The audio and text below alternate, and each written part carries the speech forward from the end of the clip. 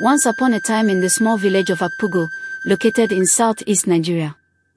The king's inability to have a child had brought sorrow and worry to the entire community.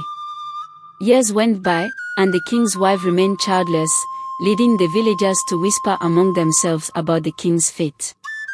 The chief priests, believed to possess divine insight, were consulted repeatedly, but their solutions seemed futile until one day, they revealed a mysterious answer. The priest declared that the fruit of the womb, a mystical object hidden deep within the evil forest, had been stolen by dark forces and taken across two treacherous rivers. That even if he decides to take another wife, the new wife won't be able to have a child for him too. The priest told the king that the gods instructed 5 brave men from Akpugo to embark on this journey. The forest was notorious for its malevolent spirits and deathly traps, and many brave warriors before had ventured in but never returned. The priest said, "Egui, I may take my leave now, for I have delivered the message which was sent to me by the gods." The king, desperate for an heir, agreed to the plan. In the next market day the entire village was summoned, and after much deliberation, the king made a promise that whoever returned with the fruit would be rewarded with vast lands, abundant food, and a place in the royal family. Moreover, the kingship would pass to their lineage for generations. 5 men were selected for the treacherous task. Their names were Ejiro, Ebo, Emeka, Agamba, and Runo. Each man came from a different background, but all shared a sense of duty and bravery. As the men prepared to leave, their families gathered around them, weeping and praying for their safe return. The village elder offered words of encouragement, reminding them that their ancestors would guide them if they remained true to their hearts. With a mix of fear and determination, the 5 men set off toward the evil forest. The journey was grueling. They crossed raging rivers, avoiding crocodiles and treacherous currents.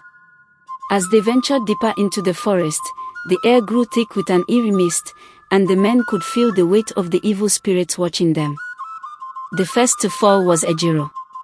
While exploring a narrow path, he stumbled upon a hidden pit, and despite Runo's desperate attempt to grab him, Ejiro fell to his death. The group mourned their loss but knew they had to press on. Days passed, and the men grew more cautious. However, Ebo couldn't shake off the feeling of impending doom. One night, while they camped near a river, Ebo woke up to find himself surrounded by venomous snakes. Despite his friends' efforts to save him, he succumbed to the snake bites, leaving the group with a sense of despair. The remaining 3 men, Runo, Emeka, and Agamba, pushed forward, determined to complete their mission. But the forest had more trials in store for them. Emeka, while chasing after a wild animal for food, was ambushed by a group of ghostly warriors. Despite his bravery, he was overwhelmed and killed. Runo and Agamba continued on, their bond tested by the harsh environment. After many days of walking, they finally reached the heart of the forest, where the fruit of the womb lay hidden. Runo, with a mix of excitement and reverence, picked up the fruit. But as he turned to Agamba, he noticed a change in his companion's eyes, a glimmer of betrayal. Agamba, fueled by greed and ambition, revealed his true intentions. He attempted to attack Runo, but Runo was quicker. In self-defense, Runo overpowered Agamba and was forced to kill him to protect himself. With the fruit still in hand and a heavy heart for his fallen friends, Runo began his journey back to the village. When he returned, the king and his wife were overjoyed. The king's wife soon became pregnant, and 9 months later, she gave birth to a healthy baby boy. The village erupted in celebration, and Runo was hailed as a hero. The king rewarded him with lands, riches, and a place in the royal family, just as he had promised.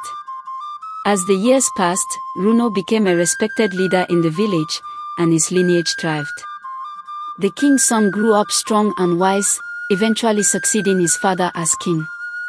The village prospered, and the legend of Runo's bravery was passed down through generations, a reminder of the power of courage and determination. And so, the story of Runo and the fruit of the womb became a cherished tale in Akpugo, symbolizing the rewards of unwavering bravery.